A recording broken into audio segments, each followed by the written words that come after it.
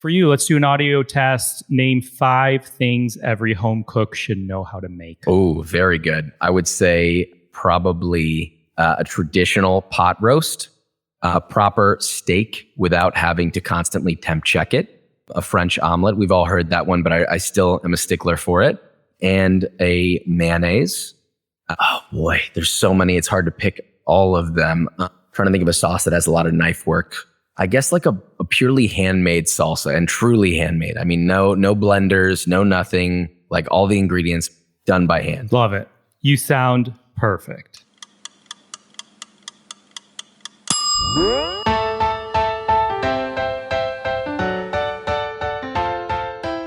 Hey everyone, I'm Cappy and you're listening to Beyond the Plate. This is a podcast where we sit down with the world's culinary elite to explore their journey into the food industry and the social impact they have made in their community.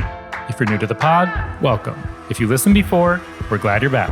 We hope this episode inspires you to cook or possibly do some good today, as these chefs inspire us. And we're grateful to our partners who make this podcast a reality. With that,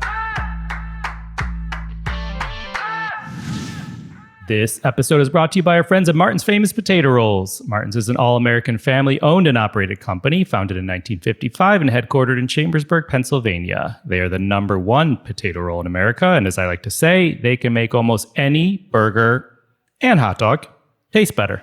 Oh, bold statement, Chicago boy. Yes, sir, Ian. It is a bold statement, and I stand behind it. I always love a good Chicago dog, but I got to tell you, that Martin's long roll lately, it really grips the hot dog. I love it. There's nothing else. No, you have to use it. I actually think my kids are eating it right now for dinner, to tell you the truth. Actually, same. In addition to their famous potato rolls, Martin's also makes sesame-seeded Big Marty's rolls, hoagie rolls, 100% whole wheat potato bread, different swirl breads like cinnamon raisin, maple brown sugar, etc., etc. I sensed a little emphasis on, I'm going to try it, the Big Marty's rolls. You did sense a little. What's that all about? There was a little emphasis there, Ian, and we have a special bonus episode coming up next week. And I am creating a special burger for the Martin's team on a Big Marty roll. That's all I'm getting? That's all you're getting, man. Stay tuned. Special burger? Testing, you literally haven't told me anything about this. I want to know what it is. Testing tonight. It's going to be a little spicy.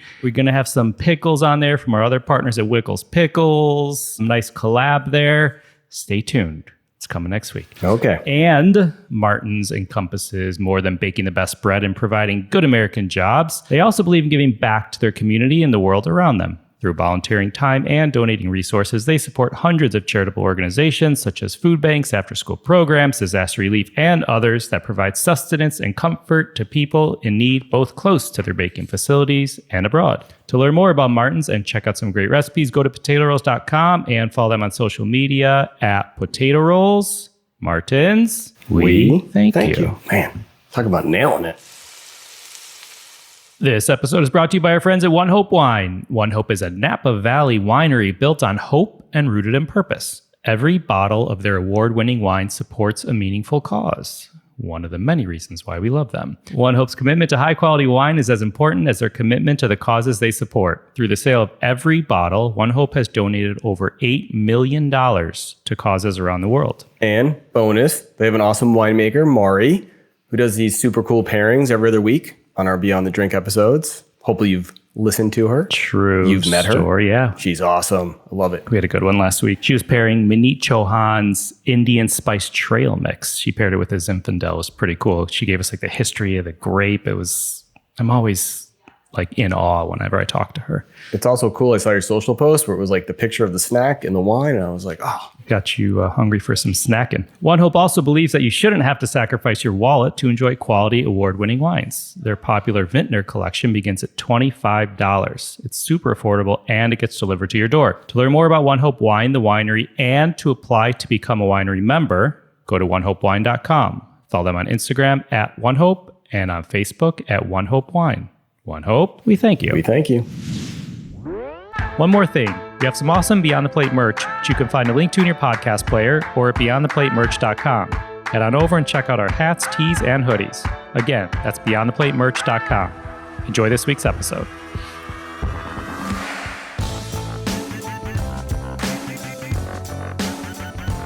All right, today's guest is a chef and best-selling cookbook author.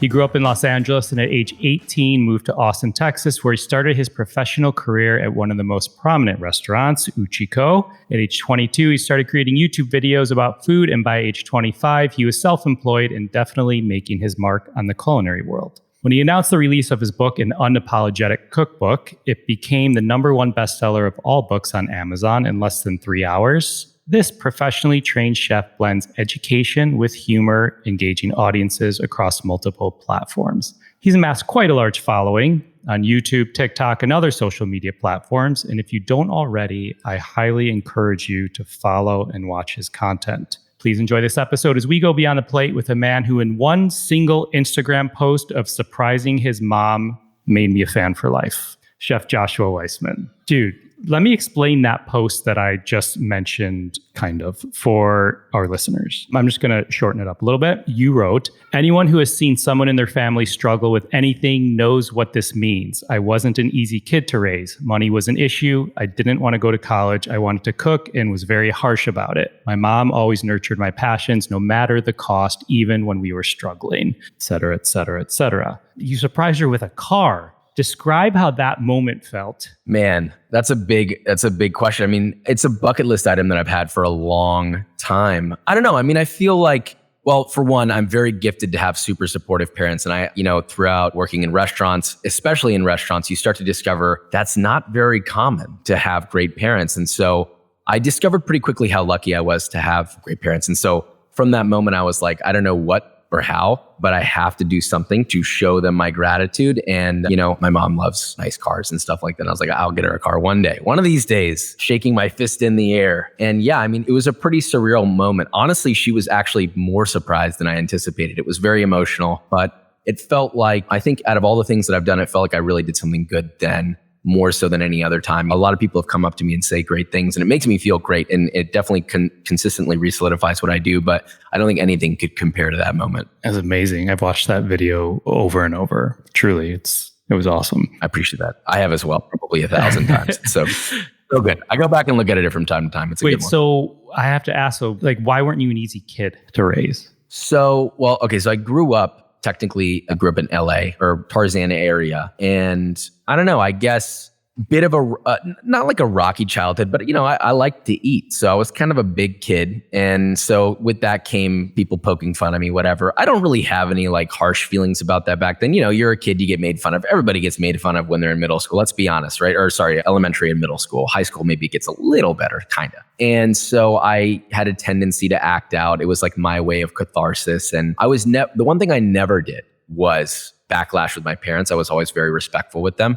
But they had to deal with a lot of bullshit of like, Josh is in the principal's office again. Josh is in the principal's office again. I didn't listen to my teachers. I never did my homework. My mom and both my parents were like, they wanted to be supportive, but they're like, Josh, you kind of like need to be able to read. Can you just do the damn work? And I was very resistant. And as soon as I realized that I was good at something else, which was cooking, I was like done with school. I was like, I'm done. I'm not paying attention. If there's a movie, that's the best you'll get out of me. And so it was just very stressful. I mean, imagine being parents that want to support your kid, but you don't agree and you're trying to balance that. And that's the life of a parent, I suppose. But it was constantly a battle with me. And I never agreed with anything that they wanted.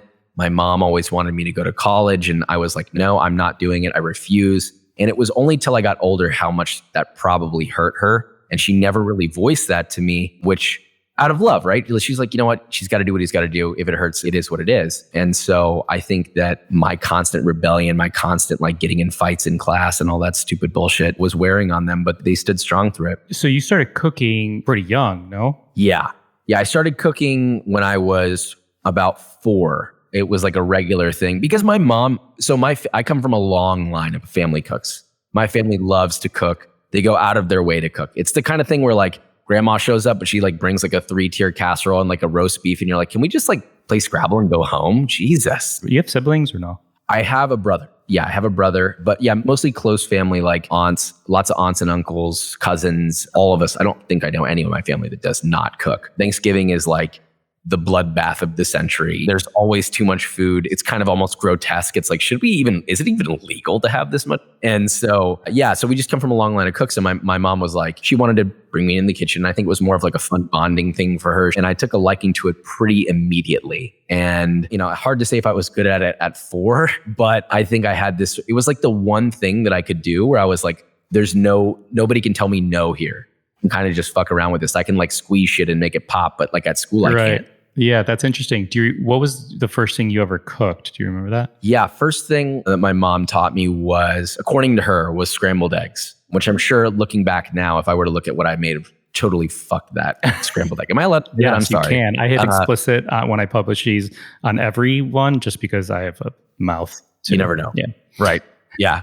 You worked in the industry. That's how it is. It's emblazoned in your brain. But yeah, I mean, looking back, like the rubbery ass, that was just sitting in the pan for way longer to the point where it's like no longer an emulsion. It's just kind of flopping around in the pan. Okay. So I'm guessing like every holiday and special occasion, like you mentioned, Thanksgiving revolved around food, but give me a couple like standout dishes. Like a couple standouts you always looked forward to from certain family members. We have this one dish in our family. It's like this goat cheese, like layered goat cheese, pesto, sun-dried tomato-y dip that you eat with crackers, and it's pretty basic but pretty delicious. And every holiday it's like, all right, who's making it? You making it? You making it? And every time it's like that there's just one or two family members that you're like, not you.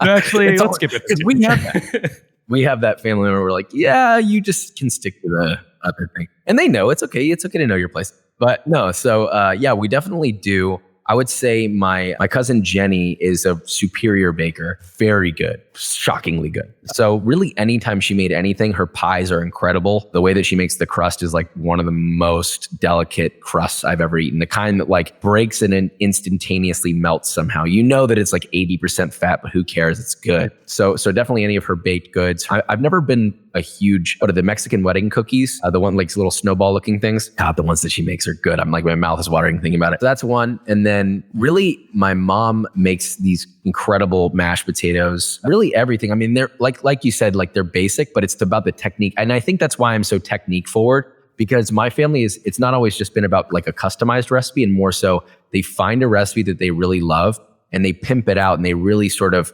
focus and hone in on like, what's the best ratio of butter to milk to cream? Do we mix all dairies? Does it have a different mouthfeel? Like, should we go smoother? Should we go chunkier? Not too heavy on the pepper, more heavy on the salt. Like, and I think that's what I loved about their approach on that. That's cool. So you mentioned like being bullied at a young age, which obviously isn't, you say many kids are in elementary school, whatever, but not easy for anyone, of course. Do you think that like was an impetus at all of giving you a drive to succeed? 100%. Yeah, 100%.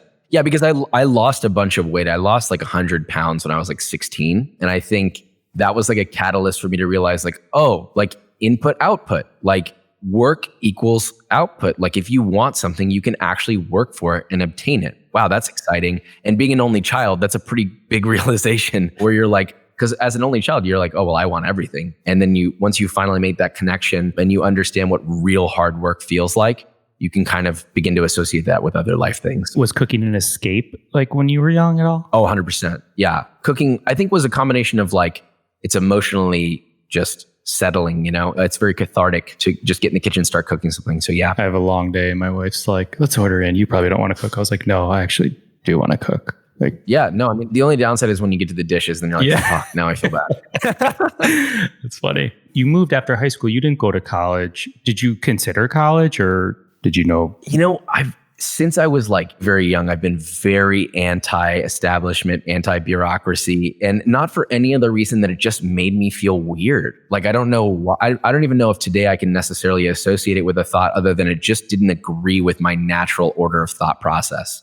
I don't know. Like I've worked for numerous chefs and felt respectful, but I think it was because it was something that I enjoyed. So that was cool. But like, I don't know, just answering to people in a certain way and like having to, the sort of intricacies of society, I was just like, this is weird as fuck, guys. Can we just like not be depressed and just have a good time? It's like, we're all going to die. Like, let's just do something fun. How does that sound? And I people didn't get that. And so in culinary school, you were like, nah, I'll learn myself. I considered culinary school. I was more concerned about the cost associated with it for my parents. And I mean, they could have paid for it, but I just felt bad. And the other thing was when I actually went to, I don't even know if I should say, I won't say it, but like I went to a very highly esteemed cooking school, culinary school, however, whichever one you think it is, sure. But I went there, traveled way out to go there, and just to look and feel it out and see what it was like. And I went and joined in on a class and sat down and I was like, I already know all this fucking shit. Why would I waste my parents' money to do this? Why don't I just go work in restaurants? And so, yeah. Interesting. I also visited that school, which I wound up going to. But when I visited the school, I ran into a student there, and you probably appreciate this. He pulled me aside. He's like, don't come here. He's like, just buy the fucking books, dude. He's like, it's all in there. You'll learn it. And in my mind, I was like, oh, shit. I still wound up going and I loved it, but that's beside the point. And for the record, if there is anyone listening that is going to go to culinary school or wants to go to culinary school, like if your parents are paying for it and they're fine with it, do it. Like there's still benefit. But like, I will say that, and I get questions. I mean, man, I can't even begin to count the number of kids that DM me, email me, any way they can try to get a hold of me that ask the same exact question. Should they go to culinary school? And it's such a touchy subject. Look, you don't have to. You don't. I've worked with such talented chefs that haven't gone. But if you want to go. Yeah. It's not going to hurt you. Or if you want to be like me and still be paying back culinary school 20 years later, like, well. All right. So walk us through some of the kitchen. So you moved to Austin. I'm curious why Austin, but also I'm curious to have you walk us through some of the kitchens that you worked in. Like I know about Uchiko, but I'm curious to hear about any others you want to share. Because I know you kind of bopped around a little, but Uchiko is pretty prominent, like part of your career, I guess. Yeah, 100%.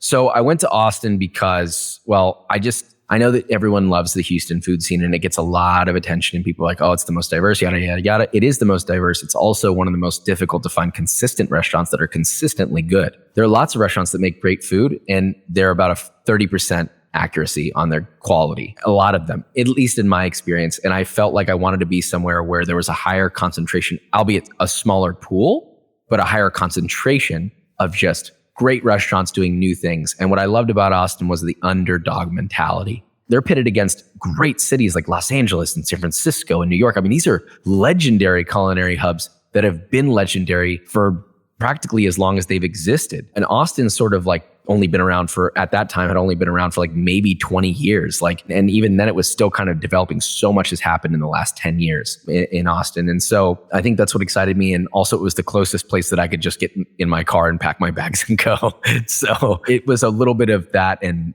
that. Yeah. Did you have a job when you went out there, or were you just like, I'm just going to go? It was my first job. So I actually I was working before I left, before I could because I was 17 at the time. So like not many people will hire in restaurants because of there was a big labor issue with like restaurants hiring kids, and they were like, this is illegal. So a lot of restaurants wouldn't hire you, at least in my experience, they wouldn't hire you until you were 18. But I was working with like magazines and doing recipe writing. I had been recipe writing for a while before I even went. I had a lot of experience. Like in high school? In high school. Wow. In high school, I wrote a cookbook and somehow managed to get it published by a very small publisher. And it was a fun experience. I had no idea what the fuck I was doing, for the record. Let me put that out there for anyone who finds that book. It's available on Amazon for like $200. So I don't know why you would pay that, but if you'd like to see it, there you go. Yeah, so I was writing a lot of recipes, and magazines had gotten a hold of me, and I was doing a little bit of food blogging at the time because, I was a kid. I was just trying anything I could to find a way to make a sustainable source of income and blah, blah, blah. So yeah, after a few years of doing that, I think I did that for like 4 years, like pretty much through all of high school. So I had a pretty strong background in recipe writing, and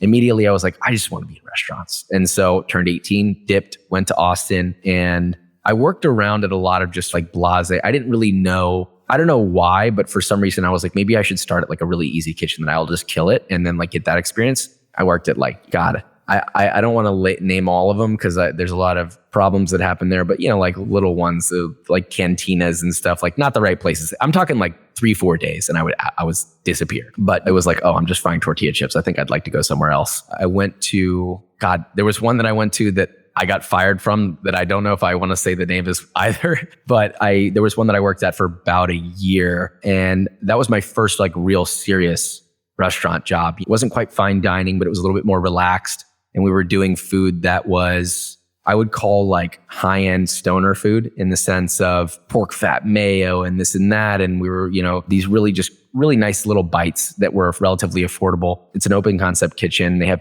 3 restaurants now in Austin. whoever's listening will be able to figure out what this is, but I'm going to, yeah.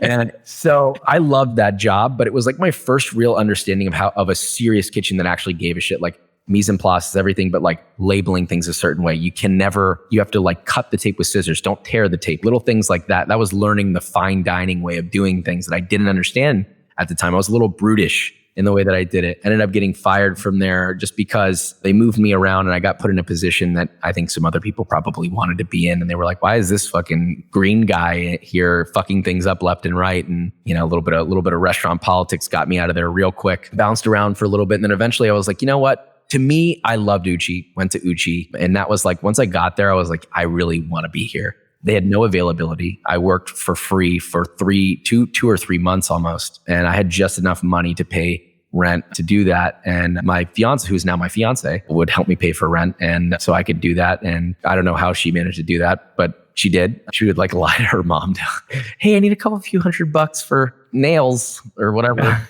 Did you meet her in Austin or did you go to Austin with her? So she went to San Marcos. I met her at like a party in San Marcos. I would trek out to San Marcos for, what's the word I would use? Debauchery. That's where people go for debauchery when you're, maybe 19 in Austin. And I met her there and we hit it off. We've been together for like 6 years now, which is pretty cool. But yeah, so I went to Uchi, loved it, loved the systems. I loved that they were so dedicated to just letting people be themselves, being patient. And it allowed me to really fall into my own and really explode my skill set that I had spent so long. And it made me realize that my mentality in food is very closely aligned with finer dining than it is anything else. Just like the way they did things, I was like, yeah, this all makes sense. This is how I've always been doing it. I've always paid attention to this stuff. And they taught me the systems and, been in love with them ever since, basically. That's really interesting because I feel like that has to start at the top with like Tyson Cole. And it's interesting how you talk about them because I feel you highlight Uchiko a lot in research I've done about you, but there's a reason why, Yeah, 100%. It also give a shout out to people may not know the name, but his name's Jack Yoss, and he's basically running the direction of culinary program there. He's huge, but it also comes from him too. He really cares a lot about the people that work there. But what is most amazing is he really cares about the culture. Restaurant culture and making it just an environment where everyone's talking about like, how can we improve? How can we be better? This is good, but how can it be better? And like, you're struggling. How can I help you? What do you need help with? Oftentimes on the line, as you know, you're behind on prep. It's like, yeah, nice work, numb nuts, good luck. And that happens too everywhere. But like, I love that it was more nourishing and they would always set aside time to sit down with you and talk about where you could improve and you could propose ideas on where the menu could improve and anyone can put anything on the menu. Other restaurants I had worked at, it was like, if you get something on the menu, you're God tier. You have to be either a sous chef or like you're a line cook for 8 years and then you can put something on the menu. You remember that first thing you got on the menu there? Oh, man, I don't fully remember. I know my favorite one, but the first thing I think I got on was a special that I worked on with somebody else because it was my first time. Oh, what was it? There were so many different ones that I've like played with that I've like put my fingers on or like had put my touch on. Like a lot of the plates were collaborated, so it's hard to give you an exact one. I think there was one that I collaborated on that was like a mini, like a Lotte inspired type thing. I can't even remember what it was. My favorite one that I did was a lamb special. And that was a great one. It was like we were going to do lamb belly. And then the chefs were like, fuck you, no, we're not prepping lamb belly. And I was like, fair enough.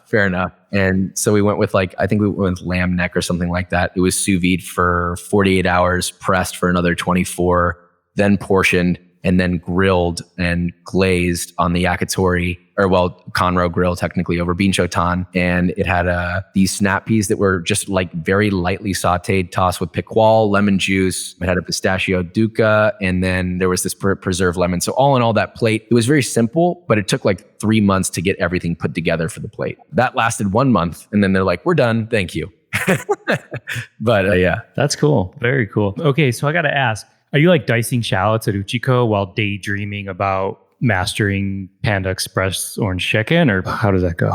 Yeah, I mean, honestly, what I was daydreaming about was controlling my own direction. I think as a young line cook, as a young cook in general, you're fighting for what you want, but you never really know what's going to happen, right? And I think anyone who works on the line or in a restaurant can agree with that. And so I was like, I want to be able to control my path. I knew from the get-go that I had a perspective on food that would help the industry. And I was like looking at all these cooking shows and I'm like, this is shit. Like, I don't like a lot of these, Like all the OG ones, respect, love them. I'm happy. I'm glad they were there. They set the precedent. They created this sphere for us. Like Rachel Ray is a great example of someone who really laid bricks for the restaurant industry, or rather the entertainment industry with food. But then there's all these one-offs that like show up and they go away, and then people copy paste. And I was so unhappy with that. And I was like, I have so many great ideas. Like I could really contribute to this and help continue to make food exciting, because I want people who don't cook, people who don't think that much about food, to be just as excited about it as I am. I don't give a shit if they cook. And that was really the fire starter for it. And so I would daydream about like ways that I could do it. I was like, what if I had a show where I could just show people in a new, fun, creative way how food is exciting? And maybe it's a little bit more aloof, because I, in a weird way, don't really care if people cook my food. I just want people to be excited about it. And yeah. That's cool. Very cool. So when did you start thinking about videos or like content like that, social media content? Or I want to say about 1.5 years into working at Co, I was like starting to realize that I could go any direction I wanted at that restaurant. And I could start fighting for sous chef. I could start going to exec chef. And I was maybe being a little bit neurotic on that. I was like, once I become a sous chef, I'm fucked. I have to stay here for 20 years. Which is obviously not true. But yes, I started thinking about it around then. And I was like, I'll just do it for fun for a little bit. And I'll do it very intentionally. I'm not just going to like hope something happens. And then after the 2-year marker, I was like, you know what? I'm going to go all in with this. And I think for about 1 year while I was working there, I think I slept like 4 hours a night, every single night, just so that I could make sure that, because I was doing everything, editing, filming and all that. And I was like, just to get consistent videos out. And I was like, I want to see if this is going to work, and I'm not fucking around. Interesting. What was the first video you did? It was when I opened the cabinet for the first time. I was like, this needs like a different intro. And I opened the cabinet. And now if you go through my back catalog, whichever one I opened the cabinet for the first time was the first episode, but I'm not sure I remember. Was it ramen or something? The very first one's really bad. Can you talk a little bit? So let's get into that world. I'm not going to ask you if you have a favorite, but I am curious about like the creative process of that, because I'm not going to tell you what I think and what I like people who think they're going to be you tomorrow. But talk to me about the creative process of what you do. Yeah. So, I mean, it's kind of a bit of I don't know what word I want to use other than like a bit of an ethereal process, if that makes sense. Well, for one, I don't think anyone can replicate it. No one can. What someone can do is learn what they like and learn what they think is creative and exciting.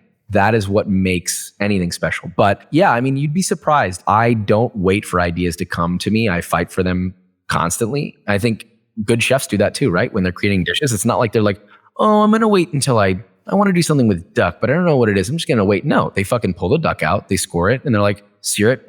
No, don't want it seared. I'm going to sous vide it. Don't want it sous vide. You know what? I'm going to smoke it. I like it smoked. You know what? Actually, let's do a duck pastrami. Done. All right. And then there you go. New special on the menu, right? You fight for it. And so there's like this constant, endless flow of ideas out of my brain that I just write them all down and we knock them out one by one, plot them out on the calendar. We have a 10-person team now that I've built basically from the ground up, and they're all incredible. Vikram is my director and he's like my right-hand man. He started out as just an editor, but now he's like, he is like literally the other half of my business, and he gets paid accordingly as well. But he's amazing. He's really good. And we've really been blessed to find some really great workers that aren't just workers, but they're like, it feels like a synchronized group of people who really care about one direction. So timeline from like idea to hitting publish, does that vary? I mean, I'm sure it varies, but. Yeah, it does vary. Well, we're at a point where we basically plan everything 2 months out almost. And we're filmed always a full month out. So we plan 2 months out, we get it on the board. I still write all of my recipes from scratch. And if it's a recipe that like is more culturally inclined, oftentimes I'll do, like a lot of times people are like, oh, how do you come up with a recipe about like a culture? Like your recipes are so accurate. Because I've worked with a lot of chefs from those cultures and I understand what the technique looks like and I've made those things. And then the other thing is I do a lot of extensive research to make sure that my assumptions are correct. I never will overstep or do anything in that regard. And then so anyway, run through the recipe production. Either I'll write the idea all the way out or I'll have Vikram help. And then we plan it. It's in the calendar. We shoot it. And then we get it, send it off to our staff editors. They edit it. We review it. And once we are at a place where it is good, we'll then schedule the upload. And that could be scheduled anywhere from a day before to weeks before. If it's like a brand related thing, it always has to be weeks before. And then the video gets published and we start pushing it. And that's pretty much the lifetime of a video. The process in terms of like, I'm sure people are wondering like, well, how many days does that take if you were to just look at one video? I would say anywhere from 3 to 5 days of constant work, but that's obviously spread out. Got it. And so do you pay attention to likes and number of views and that stuff? To an extent, I do. I used to really obsess over it. And you hear this a lot with anybody in the creative space. You kind of obsess over it. And then you reach a point where one of two things will happen to you. You'll over obsess and literally kill yourself. Sorry, not literally. When I say kill yourself, I mean like creatively, not physically. Like you'll be done basically, which is not good. Or you'll overanalyze and it just like you can't come up with anything. And so what I've learned is like everything is kind of subjective and most people are wrong. And at the end of the day, if you're the one making it, you're the alpha and omega of any creative decision that should happen. So I pay attention to it only so that I can provide more value, because that's my objective. My objective is how can I help you? How can I provide you value? And how can I do it for free as much as possible? Aside from like if I release a book or merch, which is totally not required for you to get all the information I put out, my best secrets, stuff that's taken me years to learn, stuff that I've had copper pans thrown at my head for because I did wrong the first time, for free. And that's the goal. Speaking of value, you want to deliver as much value as possible to people, as you just said. Like, I know what that means. Like, I understand that, like from a comprehension standpoint, but explain that. It's a good question. Yeah. And, I was talking to like a producer of ours on it because you have a massive following and a lot of people that have a massive following are just entertaining. And like, that's it. But as I watched more and more of your videos, when I started to watch more and more of your videos, I'm like, oh shit, like this guy wants to like teach people things. Like he's not just, doing a gimmick of I can make orange chicken faster, Yeah, 100%. Yeah, I think that's a really good question. Well, it's the same thing with movies, right? Like there can be an incredible movie that maybe the inspiration for the director was he wanted the takeaway to be always look after your kids or whatever the takeaway is, right? But it's a 3-hour film of pure entertainment and laughing and crying and right? There was a reason that the film was made and they're using entertainment as a vessel. And I'm naturally just a dipshit. And so I'm like, well, let me just turn that on. That's just who I am. I mean, obviously I'm very put together now, but like if you were in the kitchen while we're recording, you would realize that I'm much worse in person than I am. Camera is subdued, but I was always the guy in the kitchen that the chefs would be like, Josh, we know that you can work and talk, but you're distracting everyone else. Would you please shut the fuck up? That was me and still is. So I think that what to me providing value is not getting on a soapbox and trying to get people to see it your perspective and not trying to force people to understand it your way. Instead, it's just like, hey, let's have fun. The thing that I do is food. And so like, you're going to watch that and you're going to have a really good time doing it. And if you pick something up along the way, great. But if not, I also don't care. And you'll probably walk away feeling good after watching one of my videos or feeling silly, or maybe you'll hate me and be like, that guy's really annoying. One way or another, you obtained something and walked away with it, whether you realized it or not. That's funny. I have your book and my brother was over the other day and before I knew it, his head was like face down in your book and he like loves to cook. I'm like, just check it out. Like, let me know what you think. I think you like this guy. And he was sitting there like fucking cracking up. He's like, dude, look at this recipe. Chicken breast that actually tastes good. I was like, yeah, I know. He's like, no, that's what it's called. I was like, yeah, I know. He's like, that's great. I got to cook it. That's great. I love that. That's amazing. What's the most challenging thing that you tried to make? It was cookies, I feel like, or they took you the most amount of time? Well, there's a number of things. The funny thing is, it's almost like the more difficult and involved a recipe is, the better. I almost always get it right the first try. As silly as that sounds, maybe it's the pressure of all the other elements that does that. But I would say the hardest, most annoying thing that I can remember from the last 3 years would probably be, and it's really going to sound stupid, it's Japanese souffle pancakes. Such an obnoxious recipe. It's not, you know how like whenever you're making a traditional souffle, you never expose it to the air. And it's got to be, you don't move it. It needs to bake its time and then you can when it's set. Otherwise it'll fall. Now, Japanese souffle pancakes are exposed to the air the whole fucking time. So how the hell are you supposed to do that? And so it kind of like went against the nature of everything I learned about souffle making. And I was like, what the hell?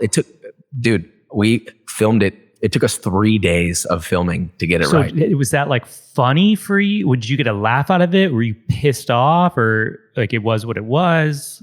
I would love to say that I laugh when things don't turn out, but I'll be honest. I think it's so infrequent that it is extremely infuriating for me where I'm like, why don't I get this? And I want to like pound the idea in my head, like, I can do this. What is going on? So it's definitely frustrating, honestly. But there are times where I can laugh it off, depending on how bad. If it's just royally fucked, then I'll laugh it off. But if it's like a small thing where I can't quite figure it out, I can get pretty frustrated at it sometimes. Love that. So this other quote of yours, go in with the idea that you're going to fuck up and just be okay with it. It's a part of life. When you ride a bike, you fall over. It's the same concept with cooking. I don't understand how people can go through these incredible life obstacles but not be able to cook a fucking chicken. You can do it. You've been through worse. Just chomp down and get it done. Yes. I should take my own advice sometimes. But okay, so when it comes to your work and when you hit an obstacle, how do you overcome it? This may be two-part. This may be like, well, you kind of hit upon like food or recipe related or just like work. Yeah. Well, I mean, I think, and for the record, also another thing to note on that quote is like, I'm also saying that to people who just simply don't do it, right? Like, even if I get frustrated, that doesn't stop me from getting it done. I figured the souffle pancake out in 3 days. Like, and this is something that I couldn't figure out what was wrong. It took me 3 days. I got it, which I think kind of answers the question. But like, just as a sidestep, that's just more of a reminder of like, if you are stopping yourself before you start, that's what you need to think. But to answer your question, yeah, I mean, I think that anytime I do anything, I'm just very bullish about getting it done. If I want to get something done, whatever it is, a long-term goal or getting a recipe done, I will literally hammer that shit over and over until it is done. And then more. After I got the souffle pancake right, I made it I think I made it 7 days in a row after that to make sure that my method was correct. And then I officiated the recipe. So it's like you slap it around a little bit and slap it around a little more. That's funny. All right, book. I mentioned this in your intro. Your book, An Unapologetic Cookbook, became the #1 bestseller of all books on Amazon in less than 3 hours. What the fuck? Like, why do you think this book is so popular? I've thought about this, and I think that there's never one answer, right? As you know, so I think that there's a multitude of reasons. For one, I think that it was long. This is a big one. Long anticipation. People have been asking for it for a long time. I think that out of anybody on the entire, and this is with respect to most of my peers. So if just putting that out there, there's a lot of people I respect in the space, and if you're listening, you know who the fuck you are because I talk to you and we shout you out all the time. But most people in the space will never ever come close to my ability in the sense of they just haven't actually gone through the motions. These are just home cooks. And I think I was a bit of a breath of fresh air for that community of viewers when they go, oh shit, this guy actually worked in restaurants and he's entertaining. Fucking finally. And so they wanted to support my book. And that was like a big one. That's kind of what I took after just DMs that I've read, emails that I've read, and just hearing from chefs that are like, hey, I appreciate you mentioning this, by the way, and shouting us out in this way. It's just like the representation and all those kinds of things I feel like is why. And yeah. Can you explain the book for everyone? Yes. And I should, because if you look at the first 3 reviews on Amazon, you'll note that they did not get it. So this book is not really for just, if you're an advanced home cook and you've done it for a long time, this book isn't necessarily for you, although there are recipes in here that will challenge you. This book is for everybody in the sense of anyone who picks up this book, if they actually cook through it, can and will start at the beginning, get to the end, and have a proficient set of skills that will provide you the ability to be an intuitive cook. And by that, I mean you can open up your fridge and go, what do I got? And make something delicious out of it. And that's really the purpose of the book. We kind of ran through, basically it forces you to cook everything from scratch. There's no packaged anything in it. Nothing is built out of speed necessity. It's all built out of how can we apply various techniques that are both simple and difficult in one book and make it sort of chronological as possible. It starts with really basic sauces like how to make ketchup, but then there's also a recipe for bread that takes 72 hours of fermentation time. And so it really runs the whole gamut, I would say. So cool. I'm excited to dig further into it. I'm curious about the chicken breast, even though I know how to cook a chicken breast. I'm curious. I saw the ricotta pancakes, some of the homey foods. Yeah. And I mean, you come from a background too, like some of this stuff you're going to eat and you'll be like, oh, I already knew about this. But the point, like, so for example, the chicken breast, that's an experience for the reader who's never done it before. I think that recipe is either, I can't remember if it's sous vide or not. It might be, or I suggest doing sous vide, but I talk about the importance of temperature and technique because chicken breast, in my opinion, is one of the most difficult meats to cook properly, period. You have to cook it just until being done, but you can't overcook it. And you've got like a couple degrees of overcook. I mean, it is hard to cook chicken breast. And yet America has gone, this is the meat of the country. And it's like, how has this happened? And so So funny and so true. And so that's basically the purpose of the recipe is like if somebody's never cooked a chicken breast before, or they have and it's always dry, and they make that and they go, oh, this is some filet mignon type shit. Oh my God. But not medium rare. But you get what I mean. Like it's like tender and juicy. And you're like, I didn't know chicken breast could be this desirable. And that's what it's supposed to do. Well, look, I know how to make pancakes. I made 100 recipes, but I feel like I'm still on the search for like the good pancake recipe. Am I the only one that thinks that all pancake recipes, no matter how much you change their parameters, are somehow so identical? Yeah, for the most part. And similarly, like I made your orange chicken sauce 2 nights ago, by the way. It was, I randomly had all those ingredients, which none of them were like so far fetched, but it was freaking delicious. And I joke with my brother because he's always searching for like the best sesame chicken. And he's like, no, this one's not good. No, it's not good. I was like, I don't think you like sesame chicken, dude. Because like you've had it like 100 times, but like none of them are ever good. Like, have you had a good one? What are you looking for? I love that. I also have that with certain foods where I'm like, God, this looks so good, but I hate it. It just looks good. Look at all that sauce and the glaze but then you eat it and you're like, I don't like it, but I want to. All right. Giving back, social impact. It's a big part of this podcast. It's one of the main reasons why we started it, because I know that chefs are way more than a photo that you take of a dish in their restaurant and post on Instagram. As you probably know, chefs can do a different fundraiser every frickin' night of the week and get asked to donate a dinner and this to charity and come and cook at someone's house, and all that's well and good because they have the ability to do that-ish. But they're more than that, like what they do. So we wanted to highlight that. So I guess I want to jump into that with you, into either some of the organizations that you're fond of, that you support, or maybe we just start with like, what does giving back mean to you?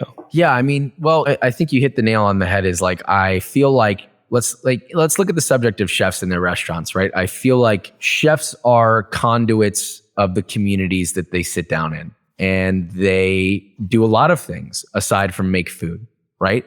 They host conversations that change people's careers. They make food that maybe somebody has a bad day and they walk in and they decide, you know what, I'm gonna have a better day after this. They help facilitate a community and organize just having a coalition of people that all live in the same area, a place where you can come together, right? We don't have that as much anymore in today's society, right? Like back in the day before phones and stuff like that, people would get together to get to know one another and all that. And there were these meeting grounds. And really, the only one left that actually does that regularly in mass are restaurants. And yet they suffer and have suffered for a very long time, and especially suffered with the pandemic and everything. So to me, I feel like we should protect those that are helping facilitate what makes a society wholesome and good and helpful for people. And so to me, I would like to, shine the light on anybody, or any company rather, anybody that's facilitating, supporting the restaurant industry through this time. Southern Smoke is a big one for me